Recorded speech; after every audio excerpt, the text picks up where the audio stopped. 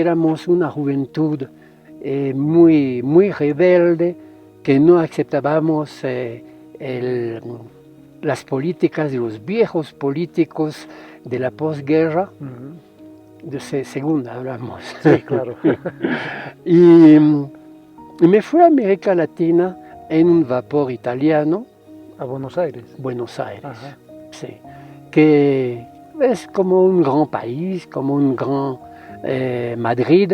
Era más o menos lo mismo. Se escuchaba hablar italiano como en Italia prácticamente, sí. ¿no? Entonces tengo la sensación de hablar, que un viejo habla realmente de una época que ya efectivamente ha desaparecido. Sí. Y de Argentina me dirigí a Patagonia, que era un lugar que en mi imaginario era el fin del mundo, al sur del sur, sí, hasta Ushuaia, que era entonces un pueblito de unas cuantas casas, pero con gente vestida de piel de mutón, escucha. Mutón, ovejas. Ovejas, que llamábamos precisamente ovejeros. Ajá. Y yo me quedé un tiempo con ellos para conocer, para ver cómo trabajaban. Y era muy interesante, pero mi curiosidad ha hecho que suba a Buenos Aires, de Buenos Aires a Santiago de Chile, y de Chile, ¿por qué no más al norte, ¿no? Hacia Bolivia. Y he visto la primera montaña que he visto es el Sajama. Ya, como claro, una pirámide claro, gigante, todo de hielo. Ajá. Y el hielo estaba hasta la base, sí, hasta el propio pueblo prácticamente, ¿no? No se vivía todavía ese fenómeno del retroceso de los glaciares. Sí, claro. ¿Qué es lo que ocurre para que te quedes?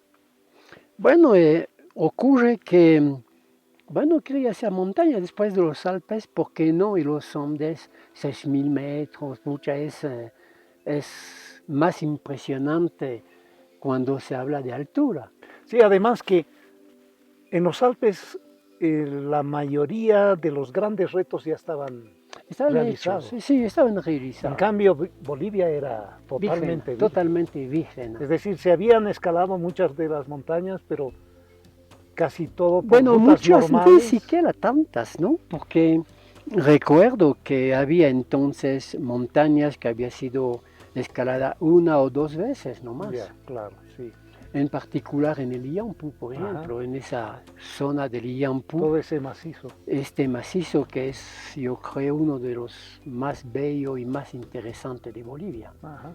No es la Cordillera Blanca en el Perú, es cierto, pero son montañas muy interesantes, con muy buena roca, sí, y con itinerarios muy largos, ¿no? Sí. Porque en esa época, en ese entonces, en los años 70, para ir teníamos que tener unos 10 días, 15 días. Claro.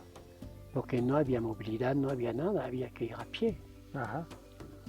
Entonces todo eso hizo que pasando los meses me quedé y me hice muy amigos de todas esas personas del Club Andino y de Coco en particular, y él me incitaba a hacer más y más y más, así que pasé prácticamente 2 años haciendo solo eso.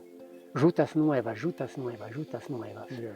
En el Iampu, una zona del Condoridi, en fin, o el Limani incluso, era escalada tras escaladas. Yeah. Y bueno, tratábamos de hacer que sean más conocidas las montañas bolivianas, lo cual era difícil porque no había comunicaciones como ahora. Sí, no habían los medios que hay ahora. No había los medios. Sí. Los periódicos, íbamos a los periódicos locales para decir hemos hecho eso, pero en realidad... Bueno, Para la sociedad paceña de esa época debió de ser como noticias que venían de la luna, ¿no? Porque... Más o menos. Había un paralelo incluso con los primeros escaladores en Chamaní, ¿no? Ya, sí, claro, sí. Con imagino. prácticamente 200 años de diferencia. De diferencia. Entonces lo que hemos hecho en Bolivia en esos años era lo que los grandes pioneros de esa época hacían en Europa, Ajá. en los años, en el siglo XVIII. En el siglo XVIII, sí.